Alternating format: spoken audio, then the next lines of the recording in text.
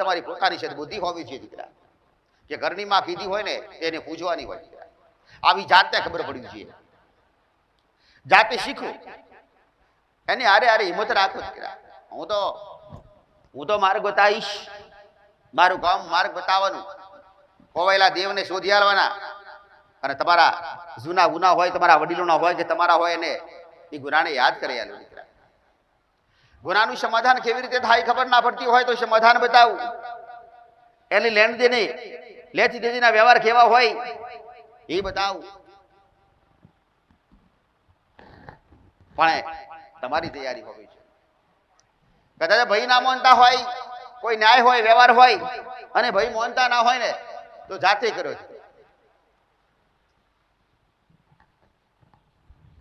કોઈનો ન્યાય આલવાનો હોય ને તો ન્યાય ભાઈ ભેળા થઈને ભાઈ ના આલે ને તો એ ન્યાય તમારા વડીલનો હોય, તમારો પ્રાઇવેટ નહીં પણ વડીલનો હોય ને તો બધા ભાઈઓ ભેળાથી ના આલે તો કોઈ નહીં, એ બધાના હાટો હાટ તમે આ લીધો, એના બદલામાં હિસાબ પૂરો થઈ જાય દીકરા. બધા ચોખ્ખા થઈ જાય. ઘરના હોય, તમારા વડીલના જેટલા દીકરા હોય, તમારા બાપના દીકરા હોય ને બધા.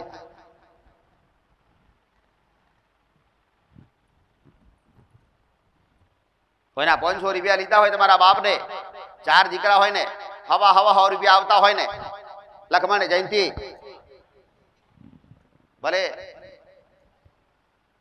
તો એ ભલે કોઈ ભાઈ આલે કે ના આલે, પણ એ 500 રૂપિયા તમે આલી દો તો દેવનો વ્યવહાર થાય કે ન થાય? દેવની એવી ઈચ્છા હોતી નથી કે ચારે ભેળા થઈને આલો તો લઉં. લેડિયા દેવ હોય ને એને 500 ની જરૂર, એ 500 માટે લડે. તમને દરેક જેટલા દીકરા હોય ને બધાને માર ખાવો પડે દીકરા. પણ બાપનું દેવ ભલે એક દીકરો ભોગવી લે તો એનું ન્યાય થઈ જાય. પણ ઘણા માણસો આવા હોય કે બધાય મોનતા નથી એટલે અમે કેવી રીતે કરીએ? આવી રીતે કરાય. 125 ની જગ્યાએ 250 થી લખમણે જયંતિ એને આખા 500 આલી દો,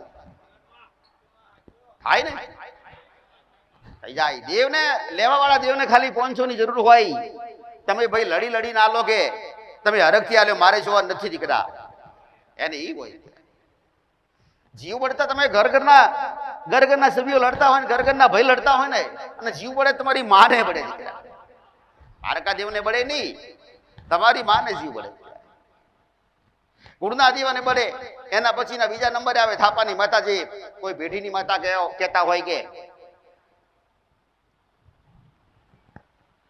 આ હિસાબ જગ્યા લીધી હોય ને જગ્યાનો ઝઘડો પડ્યો હોય તો જગ્યાનો ઝઘડો પડ્યો હોય ને ભાઈ ભાઈમાં વેસાઈ ગયું હોય ને તો કાઠું પડે ને. એક વાડો લીધેલો હોય, 4 ભાઈ હોય, 4 વેસી લીધા હોય, અને તમારે આલોની ઈચ્છા હોય, તમારે ન્યાય આલોની ઈચ્છા હોય, એ મેલડી કદાચ ઉઘરાણી કરતી હોય કે જે તે દેવ ઉઘરાણી કરતું હોય ને તે આખો વાડાની ઉઘરાણી કરતું હોય દીકરા, હે ને? આખા વાડાની ઉઘરાણી કરતું હોય એને ખાલી તમે આ લીધો ને તો તમે જ છૂટો. આ ન્યાય આ રીતે થાય. ઉઘરાણી આખા એને ચારે વ્યક્તિઓ બા હોય, પણ બાકીના 3 તૈયાર થતા ના હોય, તમે તૈયાર થયા હોય ને તો તમે આ લીધો, તમે તો છૂટી જાઓ ને. અને ભાઈને જોણ કરો.